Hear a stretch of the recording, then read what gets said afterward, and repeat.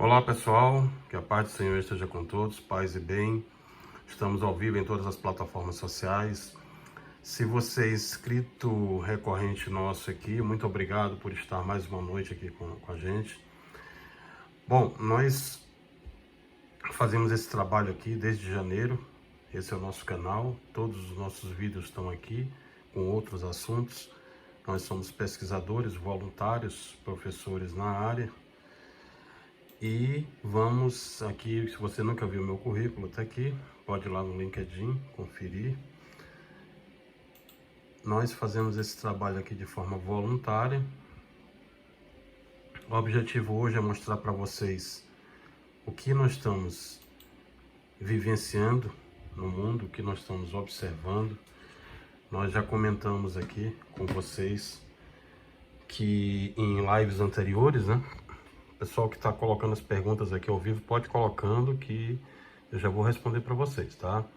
Vamos colocando aqui com calma, um momento é de muita cautela, a gente tem muito conteúdo para falar, a nossa live está começando, então vamos lá. O assunto da live de hoje é mostrar para vocês as evidências científicas que comprovam que o Brasil já é o epicentro do mundo. Aqui pelo World Meters, nós temos nesse momento 3.723.554 casos de coronavírus no mundo inteiro, com 257.972 mortes e 1.239.000 recuperados. Vamos olhar por país. Estados Unidos, como nós fizemos a predição desde a primeira vez. Em nossa primeira live, muitos duvidaram, mas nós fomos os primeiros a fazer essa predição. 1.236.000 com a média histórica de 25.000 casos diários. Espanha, Itália, Reino Unido, França, Alemanha, Rússia, Turquia e o Brasil aqui com 114.715 casos nesse momento, com uma média de 6.500 casos aqui diários, o que já nos coloca com essa média aqui, como eu vou mostrar para vocês no estudo científico de hoje. Esses casos no Brasil ainda estão muito subnotificados. Nós comentamos isso na live anterior. Vamos mostrar para vocês os estudos científicos que corroboram com essa tese nossa. Mas a princípio, como a gente comentou, está aqui o estudo, tá? Feito com outros colegas da USP aí. Uma estimativa de casos de Covid-19. A gente vai utilizar a Coreia do Sul, que é um dos poucos países que tem conseguido realizar testes em massa, o que sugere que a nossa taxa de letalidade aí e a taxa de letalidade da Coreia do Sul, nesse momento, pelo fato de eles terem mais testes em massa do que qualquer outro país no mundo, corrobora a ideia de que a taxa deles é a mais fidedigna em relação a outros locais. Claro, o outro fator que a gente pode levar em conta é a variação da pirâmide etária entre os países, né, no qual se realizam os ajustes necessários.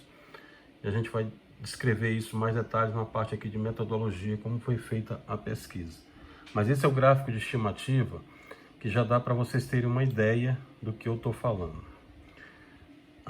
Nesse momento nós temos oficialmente pelo governo 108.000, aproximadamente 109.000 casos no Brasil, até 4 de maio. Aí a gente está entrando agora nesse momento, no dia 5, né? Então, pela minha predição aqui, pelos gráficos, estudos gráficos de dispersão e outros modelos de ciências de dados que nós temos aqui, pelo próprio modelo de transmissão interativa aí, esse modelo aqui, ele deve ir para um outro patamar. A gente deve chegar no momento de encerrarmos aqui a nossa live de hoje, já com a data do dia de amanhã, esse número aqui já deve estar próximo de 115.000. Professor, como é que nós estamos com relação aos testes? Eu falei na live anterior. Vamos lá. Nós temos no Brasil, nesse momento, 114.715 pelo World Meters, que ele é mais rápido que o Ministério da Saúde, a gente sabe disso. Vamos lá. Se você pegar, nós nesse momento temos 339.000 testes realizados. Se você comparar com os Estados Unidos, que eu falei na live anterior, eles têm 7.697.000 testes. Nós ainda não estamos nem em 2% do que vai vir por aí. Se você pegar, eu já vou mostrar a análise aqui por município no Brasil inteiro, mas eu tenho uma análise de Harvard aqui que já mostra uma ideia do que eu vi lá e que eu posso transmitir para vocês aqui com relação... tá, esse aqui é um estudo em mandarim, chinês. Eu comentei um pouco sobre ele na live anterior, já vou comentar também para vocês terem uma ideia do que vem por aí. Mas vamos lá, simulador de epidemia também, comentei na live anterior, onde você tem os casos suscetíveis, expostos, infectados, removidos, recuperados, hospitalizados e as fatalidades com o R0, que é o nosso objetivo aqui. Em qualquer simulação de epidemia, nós temos que chegar no R0, o que Taiwan conseguiu, o que Coreia do Sul está correndo atrás para conseguir, o que a Nova Zelândia já conseguiu, eles já não têm, Hong Kong já conseguiu, a China ainda não conseguiu externamente, porque tem pacientes chegando aí, mas internamente já fez, né? Bom, onde eu quero chegar? Esse aqui é o estudo da cidade de São Paulo, Programa de Aprimoramento das Informações de Mortalidade, onde você compara e vê que realmente o que está sendo divulgado pelo governo aí ainda não é a numerologia estatística correta. Por quê, professor? Porque tem muitos casos subnotificados, inclusive como profissional do direito, tá? Como professor na área de direito, a minha obrigação como cidadão eu fiz. Eu encaminhei uma denúncia para o Ministério Público Federal, para o Ministério Público averiguar e procurar por que esses casos estão sendo tão subnotificados, já que isso é crime. Esses casos não deveriam estar sendo subnotificados, essas pessoas não deveriam estar sendo devolvidas para casa como estão sendo, sem ter tratamento, sem ser atendidas. Isso não está certo. Mas nós fizemos nosso trabalho, o Ministério Público já fez o seu trabalho também, já fez a apuração de denúncia. Com o trabalho que nós fizemos aqui, nós somos os primeiros a divulgar que haveria necessidade de lockdown. Nós fizemos isso ainda no mês passado, começo do mês de abril. Nós dissemos, olha, tem que fazer o lockdown. O Estado do Maranhão consubstanciou seu parecer com o nosso trabalho, com outros trabalhos, e graças a Deus foi o primeiro estado a fazer o lockdown. Isso significa que os outros estados têm que correr para fazer o lockdown. A nossa situação nesse momento é uma situação epidemiológica muito complicada. Muitas famílias vão ser contaminadas. Nós vemos falando isso aqui desde dezembro, quando eu ainda estava na China. Eu dei uma palestra em Harvard sobre o tema, falei com os chineses sobre o tema ainda em dezembro, quando aqui no Brasil estava começando ainda a se falar em Covid-19. E a gente continua a passos muito lentos. Vocês que me conhecem sabem que eu nunca opino de política, porque o meu objetivo aqui é ciência. Quem trabalha com ciência fala de ciência, a gente não fala de política. Mas o que eu vou mostrar para vocês é que essa situação que a gente tem hoje aqui, de ser o epicentro do mundo, é uma situação alarmante. Nesse momento e nesse cenário, a taxa de letalidade dos casos esperados para a Covid, baseada nesses dados que eu estou falando para vocês, dados da Coreia do Sul, corrigida para as faixas etárias da população no Brasil aqui, seria de 1,11%. Enquanto que a taxa de letalidade dos casos observadas, essa linha azul aqui, ó, seria próximo de 6,41%, como apresentado aqui. O que eu quero dizer com isso? A taxa de letalidade dos casos ajustada, ela representa uma taxa de letalidade mais real, ajustando o cálculo da taxa pelo tempo médio entre a confirmação do caso e o óbito de 10 dias. Professor, não entendi nada. Vamos lá. O que eu estou dizendo para você é o seguinte, esse gráfico aqui, ele ilustra a situação atual estimada da população infectada por Covid e compara com os casos notificados, mostrando a discrepância do real cenário brasileiro de população de pessoas infectadas pela doença. Vamos lá. Observa comigo aqui. Essa linha tracejada em vermelho aqui são os casos ajustados preditos. Eu estou utilizando um modelo de predição. Já falei para vocês sobre isso na live anterior, como é que a gente faz o cálculo de epidemia. Se vocês não acompanharam, a primeira vez que está aqui no canal, volta lá e, por favor, olha a live anterior. Nesse momento, nós teríamos 1.525.803 casos ajustados preditos. Por quê, professor? Porque são casos que são subnotificados, que a taxa de letalidade baixa, bate com a taxa da Coreia do Sul. São casos, e olha que eu não estou nem levando em consideração os óbitos que não estão sendo registrados. Porque os óbitos aqui, a gente está trabalhando com a quantidade de óbito de 7.326.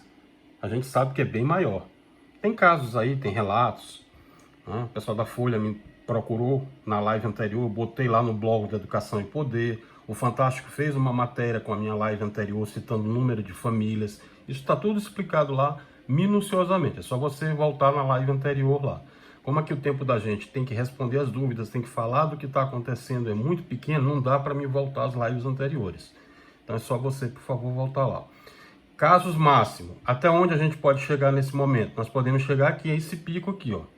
2 milhões de casos no Brasil, considerando essa distribuição de casos estimados aí por faixa etária. Mostra para mim por faixa etária, tá aí, ó. Nesse momento que eu citei para vocês na live anterior, nós temos a maior quantidade de pessoas contaminadas de 20 até 39 anos. De 20 a 29 é esse primeiro gráfico aqui, e de 30 a 39 anos esse outro gráfico aqui. Ou seja, contrariando aquilo que muitos esperavam, e eu falei essa predição também, não seriam só os idosos que seriam atingidos. Esse foi um outro erro que nós cometemos como política pública.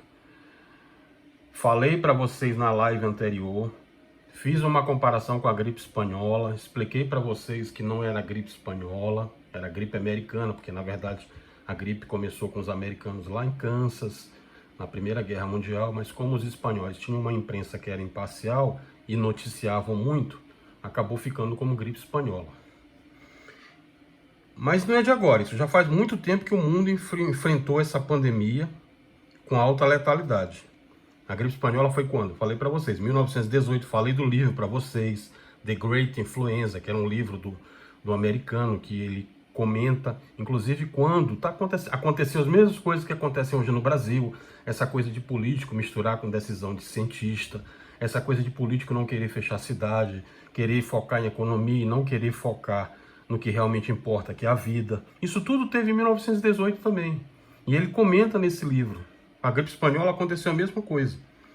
Só que em 1918 você tinha um mundo diferente deste que a gente vive hoje. Mas mesmo assim, lá começou com o vírus influenza. Foi ele que começou a gripe espanhola lá. E foi infectado quantas pessoas que eu falei para vocês? Aproximadamente 50 milhões. Além da gripe espanhola, nós tivemos a peste negra, que também foi muito parecida com a Covid agora. E eu falei para vocês, 100 anos depois, na verdade 102, né, em 2020, nosso estilo de vida continua ainda mais vulnerável aos caprichos da natureza. Nós temos uma população hoje de quanto? 7 bilhões, não é isso? Vamos lá, 7 bilhões, vamos pegar aqui para mostrar direitinho. Gráficos, população nesse momento, sim, 7 bilhões.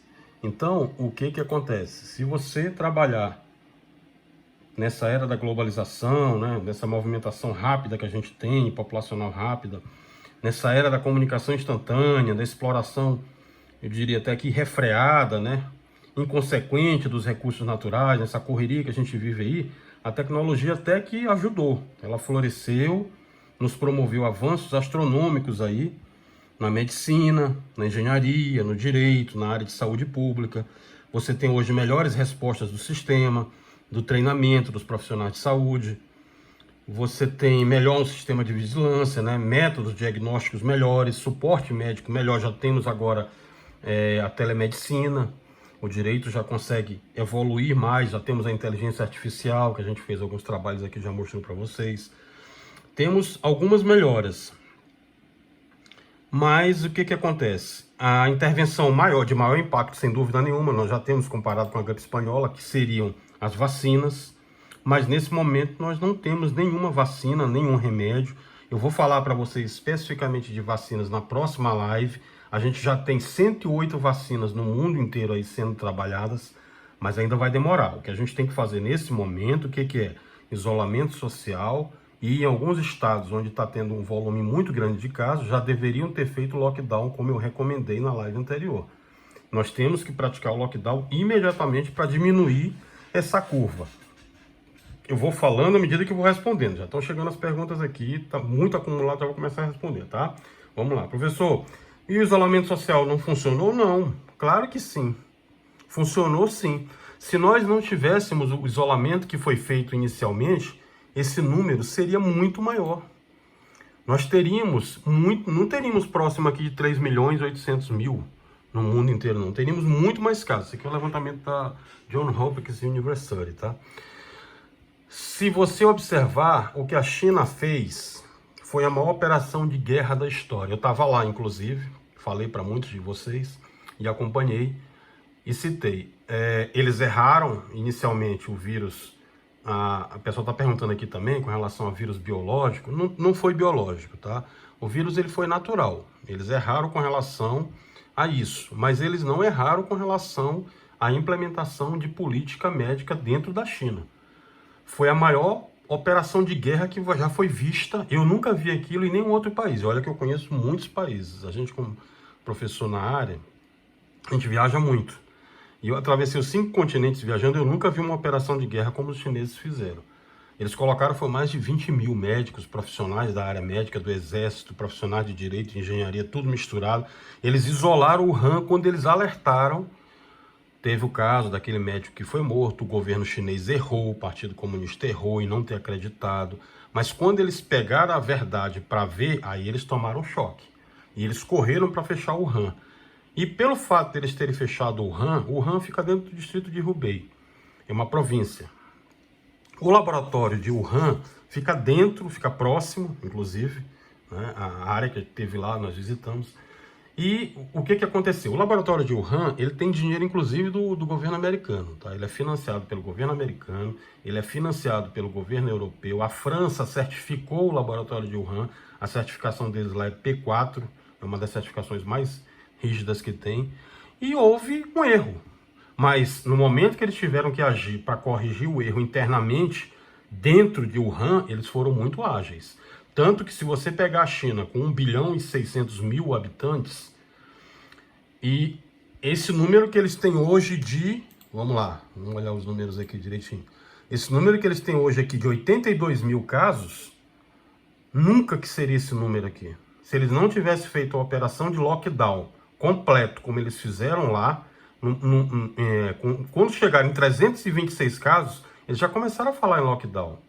Então a China fez uma operação muito rápida para segurar o vírus só aqui nessa área de Wuhan. Por isso que Pequim, Guangzhou, Xangai, as outras áreas da China, elas não foram tão atingidas. Eles foram muito rápidos aqui em cercar. Aí vem a segunda pergunta que estão fazendo aqui. Ah, professor, o mundo inteiro sabia em 7 de janeiro? Sabia, o mundo inteiro sabia em 7 de janeiro. A OMS divulgou para o mundo inteiro. Não estou tirando a culpa da China não, tá? Para que vocês entendam. Eu conheço muitos orientais, eles erraram. Agora eu tenho que dizer a verdade para vocês. Nós não temos nenhuma evidência científica nesse momento, até porque eu conheci parentes que morreram dos médicos que estavam lá em Wuhan.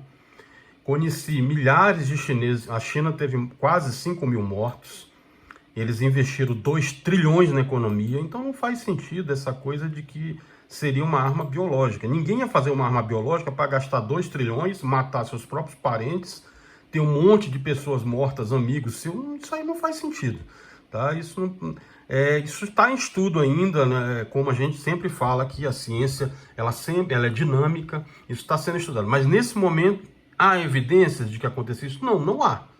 Pode ser que no futuro se descubra alguma coisa. Nesse momento, não há. O que há de verdade é isso que eu estou passando para vocês. Tem live que a gente fez aqui específica para tratar desse tipo de assunto. Agora, claro, o governo americano vai ficar criticando porque é função do governo americano. Tem eleições esse ano, o Trump provavelmente não vai ganhar as eleições se não mudar o cenário que está aí.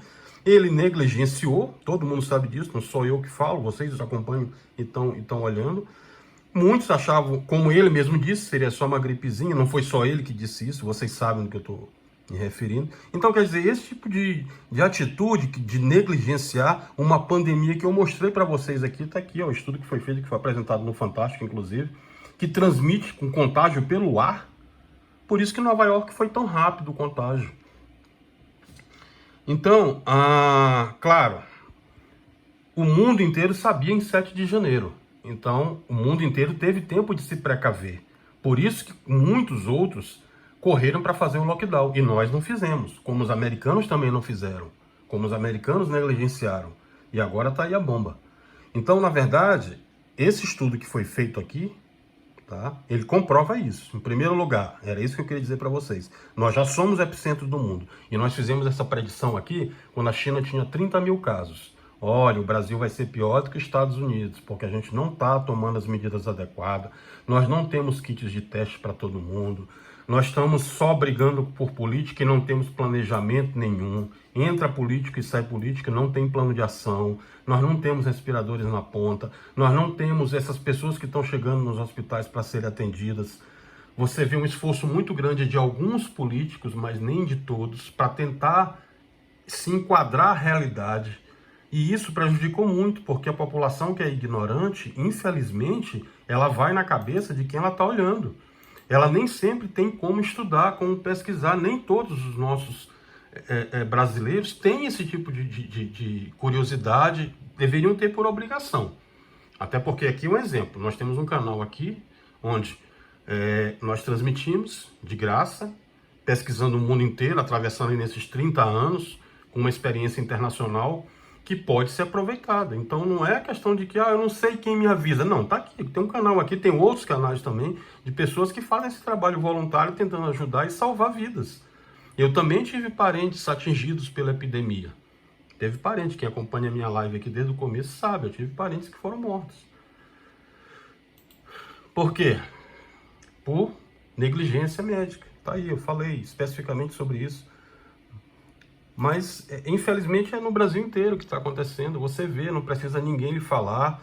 Se você é negacionista, se você acha que não existe uma pandemia, tá aqui os números para você olhar. Eu não vou discutir política com você, estou discutindo ciência. Tá aqui, isso aqui é o mundo, é o que está acontecendo agora. E vou lhe dizer mais, já falei essas predições aqui para quem me acompanha desde a primeira live. Essa pandemia ainda não vai ser a pior. Nós vamos ter pandemias ainda piores do que essa. Baseado em que, professor, que o senhor fala isso? Eu diria para você que nós temos aqui métodos diagnósticos, nós temos aqui ferramentas de inteligência artificial, ferramentas de engenharia que a gente tem acompanhado em Harvard, aí, em Stanford, aqui na UNB, na USP, na Unicamp, Universidade da China, Universidade de Hong Kong, Centro de Controle de Diagnósticos aqui nos Estados Unidos. No mundo inteiro, tá aqui, outro artigo também que cita. Nós estamos só no começo de uma grande crise que ainda vai vir aí. O coronavírus é só o começo disso. Escrevam o que eu estou falando para vocês. Não é pânico, não. É vida real.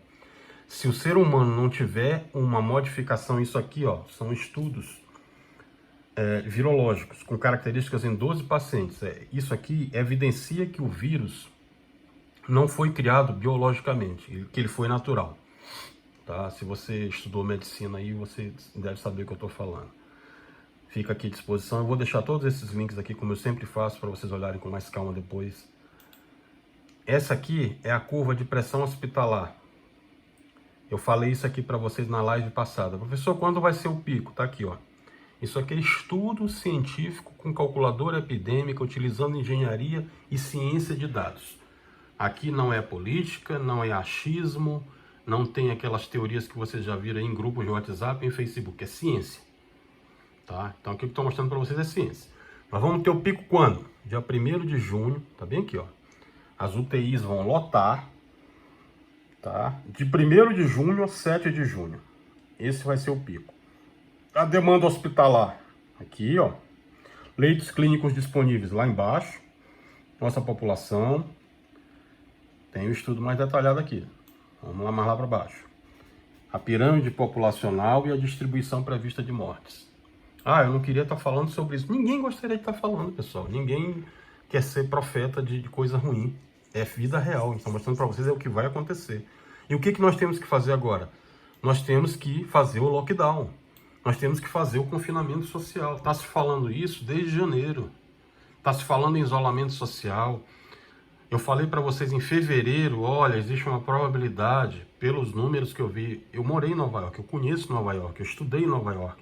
Pelos números, quando eu vi a epidemia chegando lá em Nova York, eu disse para vocês, olha, tem alguma coisa a mais que a medicina ainda não sabe. E quando a gente correu atrás, era exatamente a transmissão por aerossóis, que nós falamos para vocês aqui. Era a transmissão pelo ar. Tá aí, Mostramos o estudo que o Fantástico comentou das famílias na China. Volta lá na live anterior que tem bem detalhadinho para você. Não vai dar para me falar aqui tudo por causa do tempo. Mas é só você voltar lá. Tá aqui, ó, estudo do Droplet na transmissão do vírus, do SARS-CoV-2. A ciência ela está evoluindo. Nós tivemos um caso bom essa semana. Já descobrimos alguns anticorpos. Mas tem muita coisa para estudar. Isso aqui é o Japão, o que eles estão fazendo lá também. Mas tem muita coisa aqui na Fiocruz também. Tem muita coisa ainda para estudar. Tudo é muito novo. Para você ter uma ideia, agora que a gente está começando a aprender o que é SARS-CoV-2. Se você comparar nossas ferramentas de maior eficiência comprovada contra a disseminação dessas doenças respiratórias virais, como a gripe espanhola e a Covid-19, são as mesmas de um século atrás. Ou seja, higiene das mãos, distanciamento social, usar máscara, que eu fiz uma live aqui específica sobre a máscara, 3 lives anteriores, quando ninguém falava de máscara, eu falei, olha, o que a gente pode aprender lá com os orientais, com a China, com Taiwan, com Hong Kong, com Coreia do Sul. Máscara, eles usam máscara lá desde a SARS-CoV-1, da MERS, da SARS. Há muito tempo que eles usam máscaras lá. E os Estados Unidos não usou. Quando chegou a pandemia lá, em fevereiro, todo mundo sem máscara, todo mundo andando em metrô, em ônibus, com contágio fácil, foi rápido. Então eu falei para vocês, e agora eu vou fazer uma outra predição. Além da máscara, eu falei na live anterior para vocês, viseiras.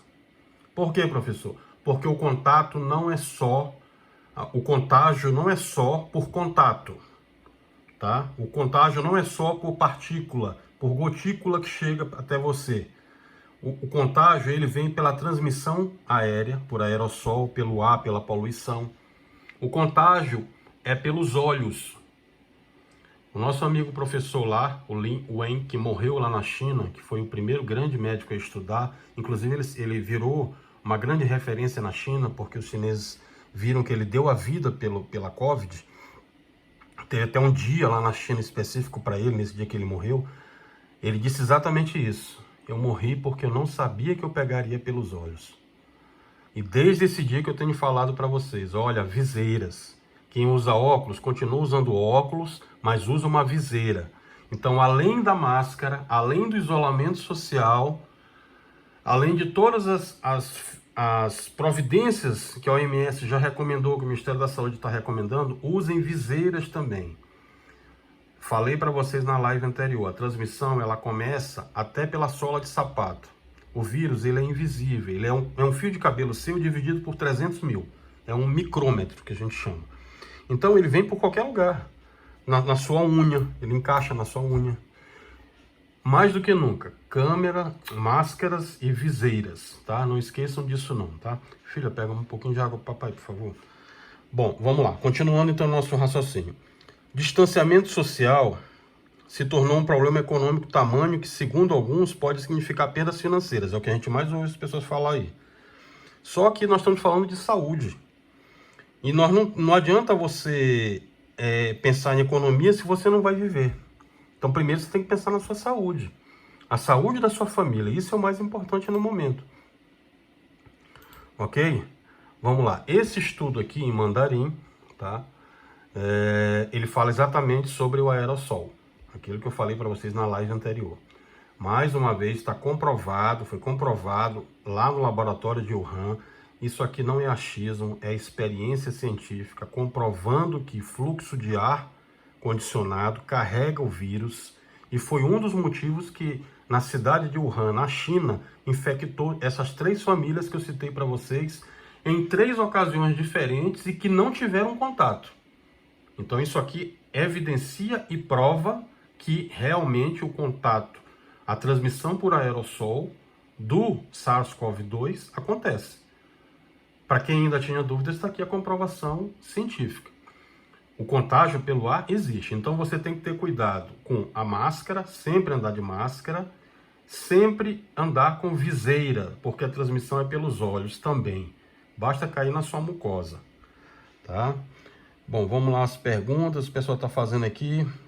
Professor, compara com a Europa, com os Estados Unidos? Bom, eu falei disso na live anterior, mas normalmente países de alto desenvolvimento econômico, como os países europeus, os Estados Unidos, eles têm maiores reservas para lidar com as perdas financeiras volumosas, né? Tanto com relação ao a Covid-19, a doença, provavelmente dito, quanto as medidas de resposta a ela. Mesmo assim, o desafio que a gente tem visto aí vai deixar marcas profundas. Já os países de baixo e médio desenvolvimento econômico têm sofrido para adaptar essas medidas de distanciamento social, medidas de quarentena, isolamento, né? E agora lockdown, que eu falei desde o mês passado. Nós temos que fazer o lockdown. Inclusive citei na live, olha, se você é administrador, se você é prefeito, governador, presidente, você responde lá no Tribunal Penal Internacional, você responde aqui por crime de guerra contra a humanidade. Nós já temos 7.800 óbitos. Todos esses óbitos aí, esses administradores estão respondendo também se não correrem para fazer medidas imediatamente de lockdown, medidas de quarentena. E essa luta desigual aí que a gente tem visto, só quem tem vencido até agora é o vírus. Porque o vírus é ágil, ele é competente, né? Frente a todo o nosso sistema aí de máquinas estatais, sistemas de saúde, que a gente tem visto aí que na verdade não estavam preparados, são mal geridos, mal preparados para desafio no momento em que a gente tem uma pandemia. Mas o Brasil, como outros países de perfil socioeconômico similar, ele tem padecido para implementar essas intervenções uniformemente em seu território. O que a gente tem observado aí? Aqui é um outro exemplo que eu estava falando para vocês. Essa falta, vamos lá para os gráficos aqui.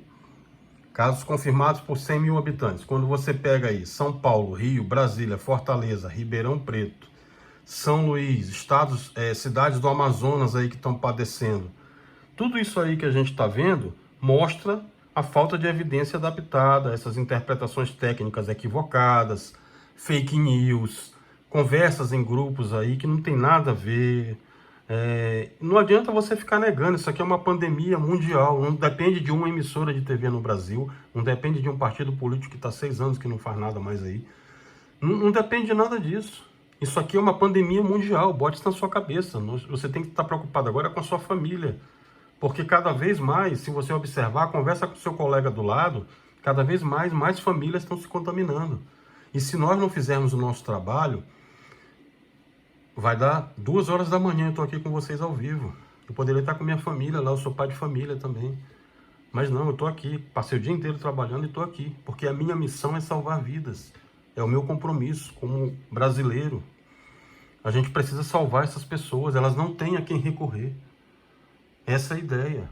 Então põe isso na sua cabeça. Ou você salva a sua vida, ou vai ficar cada vez mais difícil. Porque se você for infectado, vocês estão vendo aí, ou quem não vê, tá aqui, eu vou falar para vocês. Você sabe o que acontece com quem morre de Covid-19? Pois não, então vamos lá.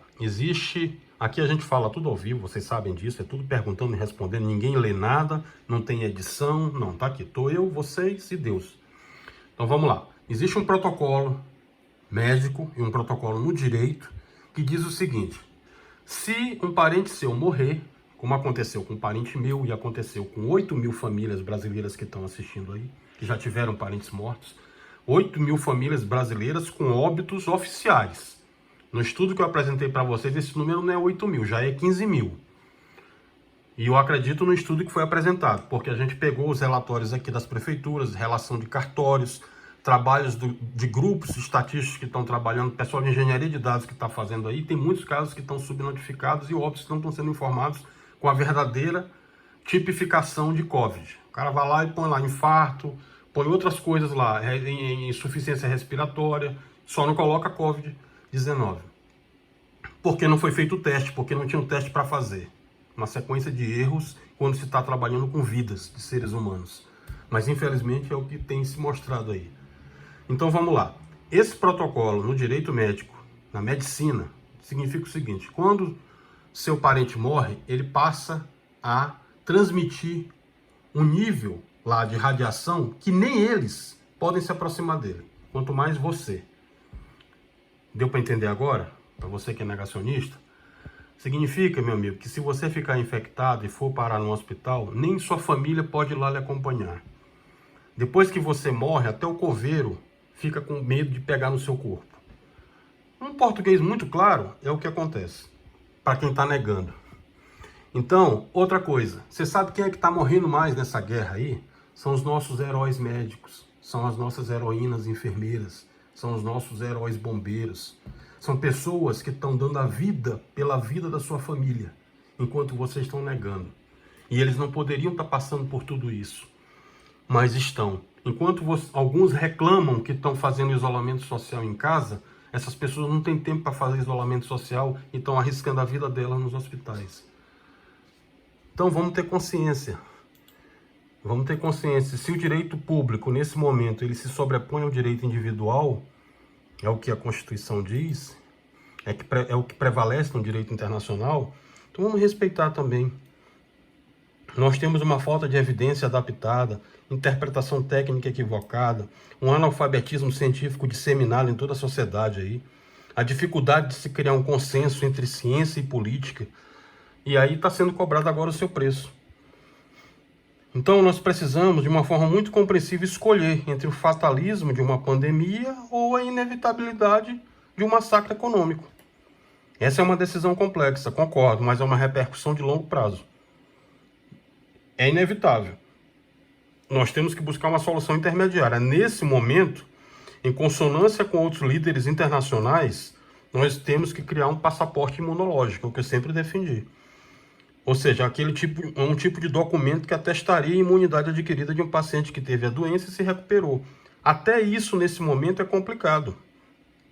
Porque a própria tecnologia, do que a gente tem estudado aí, você vê o seguinte, tem 2 testes laboratoriais disponíveis no país para utilização de Covid-19. Um é o teste padrão ouro, a gente chama em inglês PCR, né? Polymerase Chain Reaction. O que o PCR faz? Ele identifica a carga genética do vírus a partir de amostras de secreções diversas do seu nariz, a naso e a orofaringe, que a gente chama. Tem o de sangue e o lavado broncoalveolar.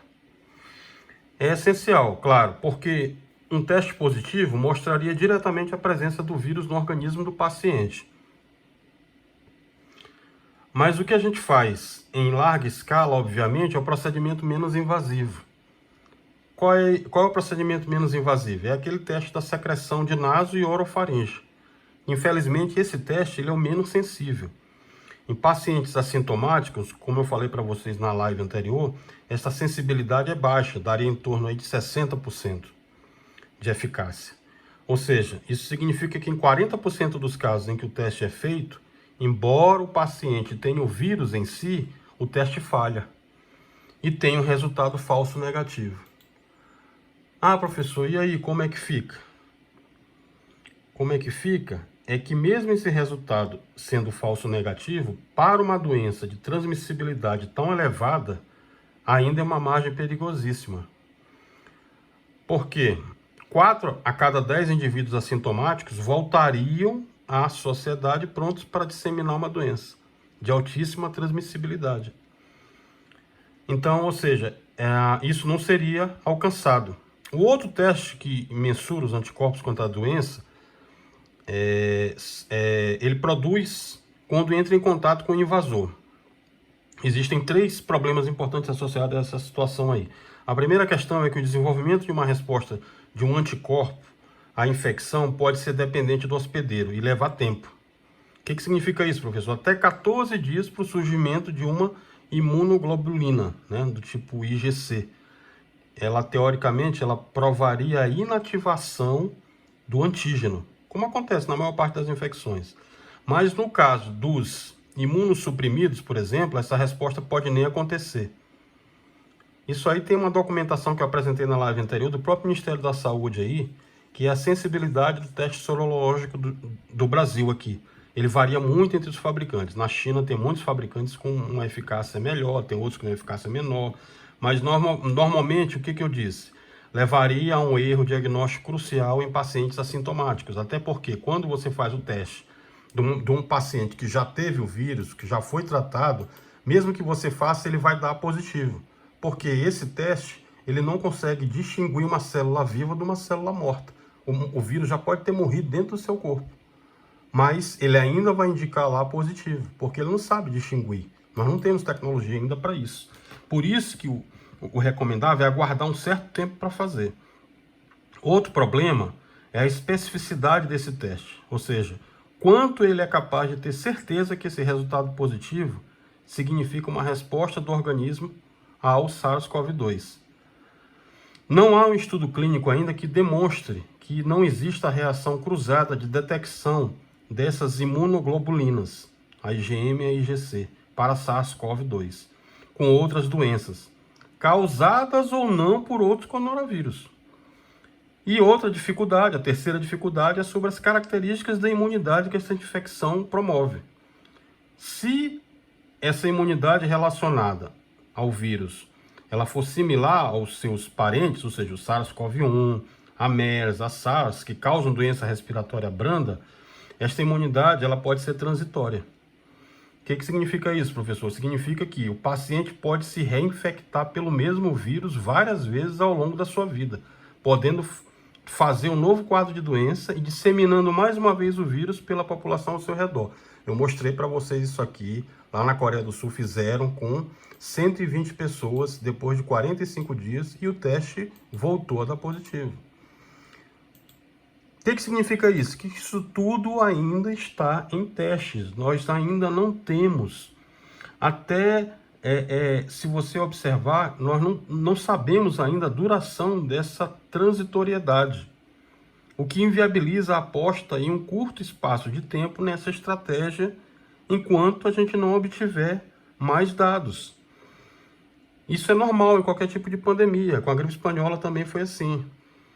E outra, sem contar com a própria, eu diria até invejável capacidade mutagênica do vírus aí, que pode eventualmente se tornar um problema muito maior, não só para o sistema imunológico humano, mas para toda a nossa tecnologia diagnóstica. Basta você pegar aí os exemplos que nós mostramos na live passada de casos na China e na própria Europa em que o vírus já consegue fazer problemas neurológicos, influenciar problemas neurológicos, não só no sistema respiratório, né? Então, tal adoção, né, seria uma aposta muito mais baseada em um ato de fé da própria medicina. Porque todas essas assunções que a gente falou, elas nos favorecem. Mas são muitos obstáculos ainda. Nós temos aí a mitigação dos efeitos do sistema de saúde em países de baixo e médio desenvolvimento econômico, como o Brasil, como aqui é avassalador, né? Então é muito natural, é importante, é valoroso que nesse momento esses governantes nossos busquem desenvolver estratégias adaptadas ao nosso cenário para superar esses desafios. Principalmente esses desafios estruturados, considerando-se as potências, as falhas do conhecimento científico vigente, para que seu resultado tenha validade. O que eu quero dizer com isso? Se você já está vendo o seu sistema entrar em colapso, como eu falei na live anterior, chame o Ministério Público ou o Ministério Público a esse momento, conhecendo o Ministério Público como a gente conhece, que é do direito, a gente sabe que o Ministério Público já está com todos esses trabalhos lá e já está solicitando lockdown, como fez lá no Maranhão. E tem que ser feito. Não só no Maranhão, como foi feito, tem que ser feito no Ceará, tem que ser feito no Amazonas, tem que ser feito no Rio, tem que ser feito no Pará. Ou a gente vai ficar só colecionando corpos lá? São vidas, pessoal, são seres humanos. Não pode ser tratado da forma que está sendo tratado. Nós temos que dar resposta a essas famílias.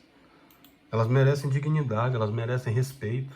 E, acima de tudo, elas merecem o direito mais essencial que existe. O direito à vida. Está no princípio da dignidade da pessoa humana. Bom, eu falei para vocês sobre o estudo de Harvard, está aqui, ó. Nós vimos lá. Está tendo muitos casos em que alguns médicos sequer sabem operar com equipamentos de ventilação novos. E isso a gente viu não só aqui no Brasil, no mundo inteiro está acontecendo isso. Tá? Porque são equipamentos novos, exigem uma proficiência técnica nova, tem que se fazer treinamento específico disso para esses médicos, para os enfermeiros, para todo mundo que está lá. A maioria não sabe. E isso é normal em uma pandemia. O que não é normal é nós ficarmos sem ser proativo. Corre e dá treinamento. Corre e compra respirador e coloca lá. O que não pode é, a essa altura do campeonato, as pessoas estarem Tudo isso que eu falei está aqui nas lives para vocês, tá? Vocês podem ir lá. Se você acha que a gente está no caminho certo e você também está preocupado em salvar vidas, clica bem aqui, ó, inscrever-se no canal para você ficar recebendo. Toda semana a gente faz uma live científica sobre o tema. Fazemos lives jurídicas também. Fazemos lives de solidariedade, ajudamos pessoas, tá aqui, ó. Fizemos uma aqui específica na área jurídica aqui para ajudar.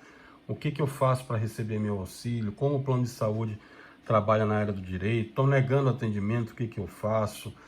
Meu parente está contaminado, como é que eu consigo me eliminar? Isso aqui tudo tá aqui, a gente faz de forma solidária, de forma para ajudar essas pessoas. E você pode colaborar clicando, se inscrevendo no canal, indicando para um amigo, tá? Venha salvar vidas comigo. A intenção aqui é a gente salvar vidas, tá? Bom, então tá aqui. Fizemos a apresentação da nossa distribuição de casos, como eu falei para vocês. Já somos o epicentro do mundo, mas ainda podemos salvar muitas vidas se fizermos o lockdown e a população também ajudar. E aqui cabe uma observação, não são só os políticos não. A gente tem observado muitas pessoas que não dão atenção, que vão para passeata, que estão aglomerando, que estão fazendo churrasco, festa. O exemplo, ele vem de cada um de nós. Se cada um de nós fizer a sua parte, vai dar certo. Agora, se ninguém fizer a sua parte, nós já estamos levando mais um troféu aí que nenhum profissional do direito, da engenharia, da medicina, nenhum brasileiro gostaria de ter. A gente já está levando outro aí, ó. Nós somos epicentro do mundo em casos de coronavírus. Ultrapassamos os Estados Unidos, que também são outro país que negligenciou. Então, ainda podemos salvar vidas. Ainda podemos salvar muitas vidas. Depende da sua ação também. Então, vamos salvar vidas. Me ajudem a salvar vidas. A gente ainda tem muita vida para salvar. Tem muita gente que não tem acesso a esse tipo de informação. Passe lá para ele, peça para assistir. Peça para assistir as outras lives. Tá? Nós temos um trabalho aqui na CAGO, que é uma comunidade científica de pesquisadores voluntários, autônomos, que é ligada a Harvard, a Universidade de Georgetown também, que tem todos esses relatórios aí que a gente tem comentado com vocês, e são relatórios que cada vez mais chegam com números grandiosos, em que a gente precisa dar atenção. Nesse momento, nós temos muitas vidas para salvar, e eu preciso salvar essas pessoas, vocês precisam me ajudar. Nós não podemos ficar de braços cruzados. Vão morrer muitos brasileiros, vão morrer muitas pessoas no mundo, se a gente não fizer nada. E a gente pode fazer. Cada um de nós tem a obrigação de alertar o seu vizinho, o seu colega aí, o seu colega de WhatsApp que vive compartilhando um monte de besteira na internet. Para agora e diz, olha, isso aqui é sério, isso aqui é referente à sua família, é a sua forma daqui para frente. Nós não vamos ter o normal. Aproveitando e respondendo a pergunta que chegou aqui, tá? A Priscila aqui de Miami, nos Estados Unidos. Se a pessoa acompanha o seu canal, tá ótimo. Obrigado, tá, Priscila? Nós não vamos ter um normal não, tá, Priscila? Nós vamos ter um novo normal. Eu expliquei isso na live anterior.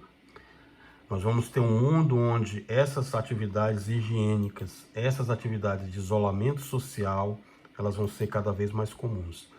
Mas isso não significa que vai ser o final do mundo, não. Nós vamos ter um mundo melhor para frente, onde terá mais esse tipo de comportamento que vocês estão vendo aqui, telemedicina, teletrabalho, faculdades e estudos pela internet. O contato social, ele vai ser cada vez menos presente na sociedade. Isso vai ser um novo modo de se encarar a normalidade. Novos modelos de comércio vão existir, com delivery, com entrega.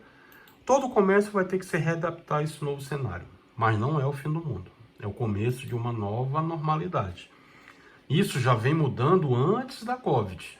Isso já vinha mudando. Acontece que a sociedade, inclusive a gente chamava isso na área de engenharia de transformação digital. O pessoal que trabalha com ciência de dados aqui com a gente, o pessoal falava muito de transformação digital. Pronto, transformação digital chegou. LGPD, tá aí, pessoal que trabalha com direito, invasão de privacidade, estudos, né? Lei Geral de Proteção de Dados. Chegou. Agora a hora é essa. Então, todos nós vamos ter que se adaptar a esse novo cenário. É isso que vai acontecer. A única coisa que não pode acontecer é a gente continuar da forma como estava fazendo antes. As pessoas na rua, saindo, se aglomerando, em festa, em passeata, tocando um outro abraçando o outro. Isso aí é suicídio. Isso aí não pode acontecer mais. O modelo agora está mostrando isso. Quem duvidar vai pagar com a vida. Não tem que ser negacionista, não. É uma discussão que não tem muito o que conversar. Você vai ver. Você vai olhar para o lado e vai estar vendo pessoas sendo contaminadas, velório, que a gente já está vendo aí. Em muitas cidades brasileiras a gente já está vendo. Nem caixão não tem para enterrar, porque já faltou, não tem como chegar. Né? Cidades onde não tem como a família chegar onde está o paciente, porque o barqueiro já não já não está mais trabalhando. De Manaus, do interior do Amazonas, interior do Maranhão, não chega na capital. E vai morrer lá, vai ficar lá. Então, não duvide não, a situação é muito séria, requer sim um comportamento, uma mudança de comportamento imediata e atenção para toda a sua família. Não fique nessa teoria negacionista que isso não vai levar a nada. Quando você menos esperar, você vai ter uma surpresa muito pior e vai lembrar do que eu falei aqui. Vou dar um exemplo para você. Quem acompanha minhas lives desde janeiro aqui lembra disso. Quando eu avisei para vocês, olha, cuidado, tem uma coisa aqui que está acontecendo na China que eu nunca vi igual, é uma pandemia e o comportamento mudou aqui na China, você começa a olhar que as pessoas mudaram, tá morrendo gente, contaminando, médico, mudou tudo aqui, isso vai chegar aí no Brasil, já está indo para os Estados Unidos, para a Europa, foi tudo muito rápido, mas foi em 7 de janeiro. Hoje, nós vamos entrar em 6 de maio de 2020. Não tem que dizer que não deu tempo. Todo mundo teve tempo sim de se preparar. O que muitos não fizeram foi encarar com seriedade e negligenciaram. E o resultado está aí agora. Nós ainda podemos salvar muitas pessoas. Pela nossa projeção, o Brasil chega, nesse momento, em mais de 1 milhão de casos. Isso não é achismo, é ciência, eu comprovei para vocês. Significa que nós estamos já acima dos Estados Unidos com 1.200.000 casos. A gente tem que tratar com muita seriedade. Onde ainda não foi feito lockdown, que seja feito imediatamente. Que nós ainda possamos salvar muitos brasileiros, porque a coisa vai ficar muito pior. Ainda há tempo. Tá bom? Bom, vamos lá. As perguntas que estão chegando aqui. Professor, plano de saúde, papapá, a marca aqui, eu não vou citar marca, tá? Não aceita o exame do coronavírus. Só aceita se pagar no dinheiro. Não pode, é ilegal. Eu falei isso para vocês, pega a minha live aqui, jurídica, de plano de saúde, essa bem aqui, ó. Vai lá, abre lá, que tem tudinho lá. Nós comentamos com a resolução da Agência Nacional de Saúde, a ANS, comentei detalhadamente para vocês. Você pode ligar lá, tá? Abre a live primeiro, assiste a live inteirinha para você entender. Juridicamente, se você não é da área do direito, você tem que entender o que a gente está passando primeiro para poder contra-argumentar, poder tomar a iniciativa correta. Isso tudo eu falo lá para você, tá? Professor, cortaram minha energia. O senhor falou que não podia cortar na live anterior, porque estaria durante a pandemia. Sim, falei, quem cortou errou, tá? Inclusive, cabe pedido de indenização por dano material e moral. É só ir na live anterior lá e olhar o que eu falei. Como eu sempre digo para vocês, evitem judicializar, principalmente nesse momento que os tribunais estão abarrotados, o CNJ está trabalhando aí, não tem previsão, então vamos evitar de judicializar. Pega lá, liga lá na operadora lá, você não falou estado aqui, mas liga lá no seu estado, na operadora lá, cortaram minha energia, liga lá no 196, 0800, aqui em Brasília é a SEB, é 196 que a gente liga, no seu estado deve ser 196 também, mas se não for, só consultar lá. Liga lá e diz, olha, falei com o meu professor de direito, tá aqui a live, peguei a decisão judicial que ele colocou lá no site, é uma decisão da 4ª Vara Federal de Brasília, vocês são obrigados a vir religar minha energia aqui.